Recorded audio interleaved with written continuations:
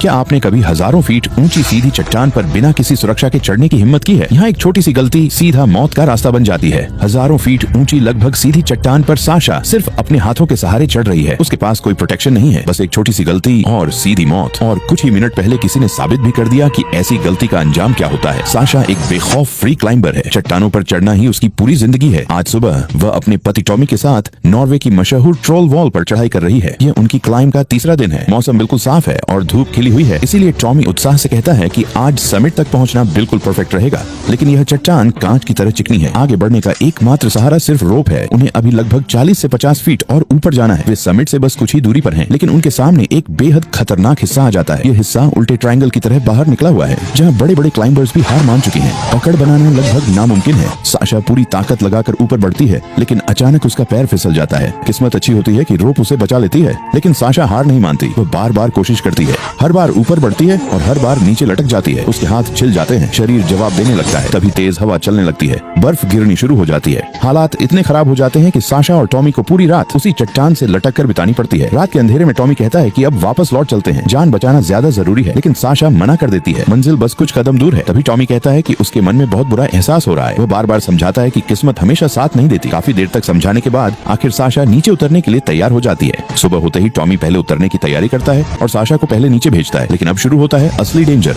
ऊपर से बर्फ के बड़े बड़े हिस्से टूटकर उनकी तरफ आने लगते हैं। साशा अगली एंकर पॉइंट तक पहुंच जाती है। इसी अफरा तफरी में साशा सबसे बड़ी गलती कर बैठती है। वह अपनी सेफ्टी क्लिप पूरी तरह लॉक करना भूल जाती है। उधर टॉमी भी नीचे उतरना शुरू करता है। तभी बर्फ का तेज बहाव उसे जोरदार टक्कर मारता है। उसका संतुलन बिगड़ जाता है और वह सीधा नीचे गिरने लगता है। साशा पूरी ताकत से रोप पकड़ लेती है। उसके नंगे हाथ रस्सी से बुरी तरह छिल जाते हैं। बार बार टॉमी का नाम पुकारती है। हर सेकंड टॉमी का वजन उसे नीचे खींच रहा होता है। उसकी हथेलियों से खून बहने लगता है। उसकी उंगलियां फिसल जाती हैं। अगले ही पल टॉमी हजारों फीट गहरी खाई में गिर जाता है।